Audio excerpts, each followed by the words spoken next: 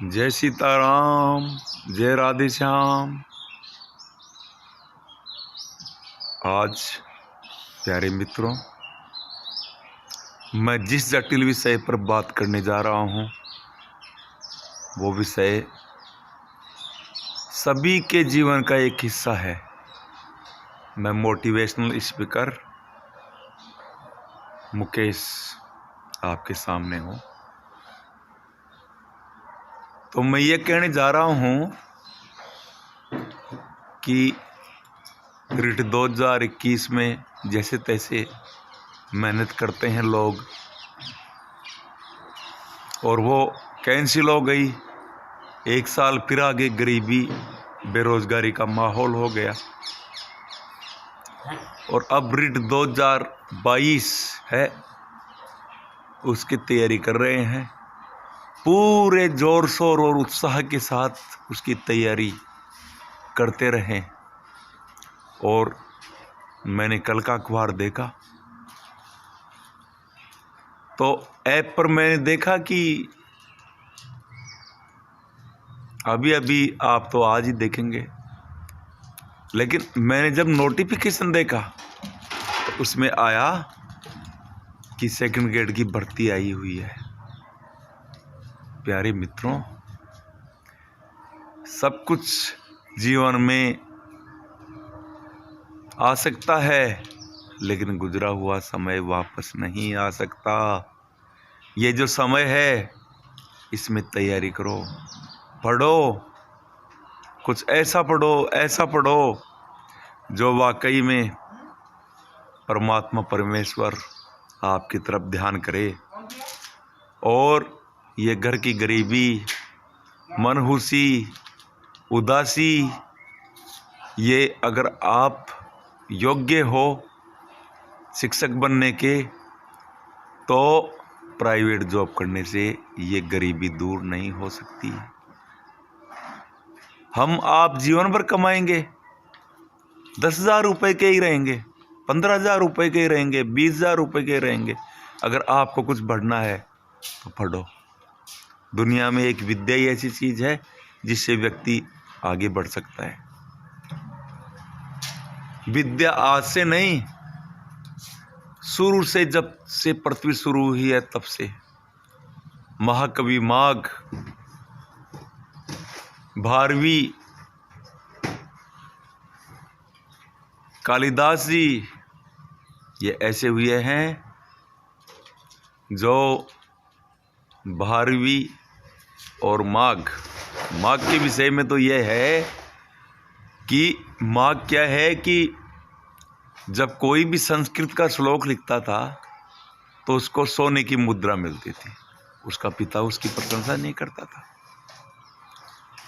फिर बाद में एक दिन ऐसा आया कि वो श्लोक लिखते लिखते एक पुस्तक तैयार कर दी। राजा ने सोने के रथ के ऊपर सवार करके, असरफियाँ सोने की होती है वो लाद दी, अलग ही सोने का मकान बना दिया, सब कुछ बना दिया। फिर भी उसके पिता ने उसकी बड़ाई नहीं की। मेरे प्यारे मित्रों, जो माता पिता अपने बेटे की बड़ाई करते हैं वो अपने बेटों को क्या है, सिर पर चढ़ा लेते हैं।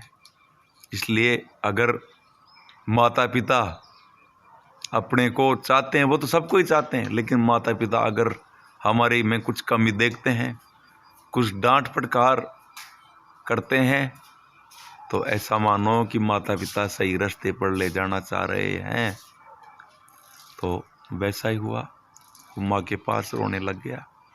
ऐसे कहा कि आज पूरा जो ये राजा का राज्य है उसमें सभी मेरी जय जयकार कर रहे हैं, मेरी विद्वता की जय जयकार कर रहे हैं, लेकिन मेरा पिता है जो मेरी बड़ाई नहीं कर रहा है।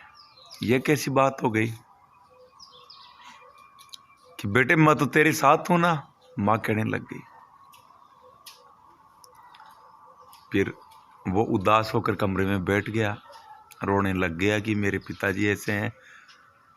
पूरा वो है, पूरे जिले के जो राजा महाराजा हैं उनमें से सबसे बड़े महाराज हैं, महाराजा जो राजा साहब, उन्होंने मेरे को इनाम दिया है और पूरे ज़िले में मेरी वो हो रही है। मेरे पिताजी कह रहे हैं कि तू ये कुछ नहीं कर रहा है, तू न तू कुछ कमाता है न और कुछ करता है। तो उसने इज्जत कमाई, धन भी कमा लिया, लेकिन पिताजी फिर भी प्रशंसा नहीं किए। अब इसका रहस्य क्या है? वो बेचारा रोने लग गया कमरे में। फिर बाद में वो क्या देखता है कि जहाँ पर उसकी माता सोई हुई थी, पिताजी का शयन कक्ष था, उसमें वो देखता है कि माँ कह रही कि अरे आप उस लड़के को इतना डांटते क्यों हो, उसकी प्रशंसा क्यों नहीं करते हो?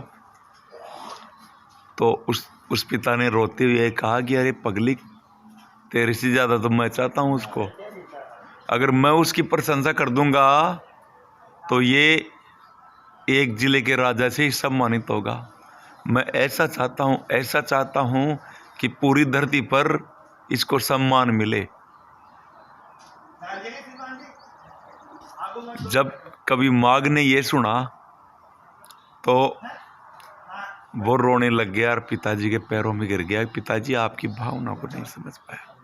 इसलिए माता पिता अगर तैयारी के लिए कहते हैं हम सभी से या आपसे, तो आपके भले के लिए कहते हैं। देखो, उनका कोई निजी स्वार्थ नहीं होता है, उनका कोई निजी स्वार्थ नहीं होता है। तैयारी करो आप, सुनहरा अवसर है।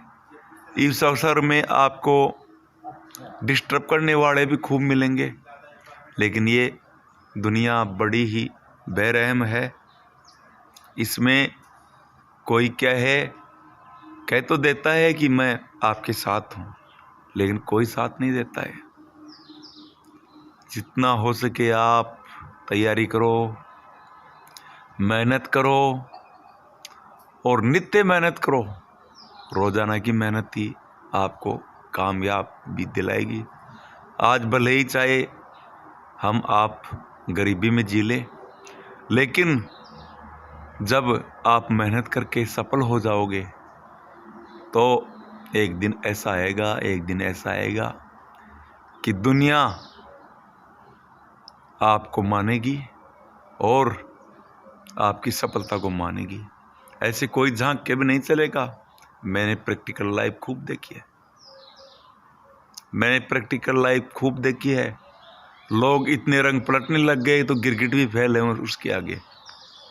इसलिए तैयारी करो, पढ़ो और कुछ आगे बढ़ो, क्योंकि विद्या ददाति विनयम विनयाध्याति पात्रता पात्रत्वाम धनम आपनोति धनात् परम ततः सुखम। विद्या विनम्रता देती है, विनम्रता से विद्या से पात्रता आती है, पात्रता से धन आता है और धन से सुख आता है। इसलिए विद्या धनम सर्वधनम प्रधानम, ऐसा भी हमारे संस्कृत के श्लोकों में कहा है। तो देखो, संस्कृत की सुनहरी भर्ती आई है द्वितीय श्रेणी अध्यापकों की। मैंने भी खूब कंपटीशन दिए हैं, ऐसी कोई बात नहीं है। मैं बेरोजगारों का दर्द समझता हूँ। बेरोजगारी बहुत बुरी चीज़ है। तो आप तैयारी करें और आगे बढ़ें। मेरे मित्र हैं, उनके लिए तो मंगल कामना करता ही हूँ, लेकिन मेरे मित्रों के अलावा और जो कोई भी देख रहे हैं वो तैयारी करें। और आजकल कितने मोटिवेशनल स्पीकर हो गए। अरे काहे के मोटिवेशनल स्पीकर, अरे काहे के वक्ता, काहे के कर्ता। कोई कहता है ऐसे पढ़ो, कोई कहता है ऐसे पढ़ो। ऐसे काम नहीं चलेगा। देखो, अरे पहले कौन से मोटिवेशनल स्पीकर थे? कोई भी मानक पुस्तक है वो ले आओ, मानक पुस्तकों से तैयारी करो। आपका जो सिलेबस है उस सिलेबस को कंठस्थ कर लो। क्या जरूरत है आपको मोटिवेशनल स्पीकर का वो सुनने की? क्या जरूरत है आपको समय खराब करने की? ये कोचिंग सेंटर, ये संस्थान एक दो की नहीं कह सकता, बाकी सब क्या है, शिक्षा के व्यापारी होने लग गए। शिक्षा के व्यापार को बंद करो और सेल्फ स्टडी करो, खुद की तैयारी खुद करो। मित्रों, मैंने 4 स्कूल लेक्चररों की भर्ती दी है, सेकंड ग्रेड की भी 4 दी है और तृतीय श्रेणी की दी है। बेरोजगारी का दर्द समझता हूँ मैं खुद बेरोजगारी से गुजरा हुआ हूँ। और आप तैयारी करो, देखो, मेहनत करो। और जो पुस्तकें आती हैं उन पुस्तकों में चाहे तृतीय श्रेणी शिक्षक हो, चाहे द्वितीय श्रेणी शिक्षक हो, चाहे स्कूल लेक्चरर हो, उसमें जो मानक पुस्तक है, अच्छी पुस्तक है, वो देख के लाओ बाजार से। आपकी सबकी मंगल कामना करता हुआ आपका अपना हितैषी, एक छोटा सा ज्ञान का जिज्ञासु। मैं इतना बड़ा ज्ञानी तो नहीं, लेकिन क्या है, इंस्पिरिन करने में, ज्ञान को प्राप्त करने में मेरी शुरू से रुचि रही हुई है। आज भले ही किसी समय में किसी राजा के पास इतने सैनिक थे, इतना राज्य था, इतनी दूरी तक उसका राज्य था, उसको सब भूल गए। लेकिन बल्लभ की खोज किसने की? दूरसंचार विभाग में टेलीफोन की खोज किसने की? कंप्यूटर की खोज किसने की? उसको सब कुछ याद रख रहे हैं। इसलिए विद्या प्राप्त करो, पढ़ो और मेहनत करो। देखो, मेहनत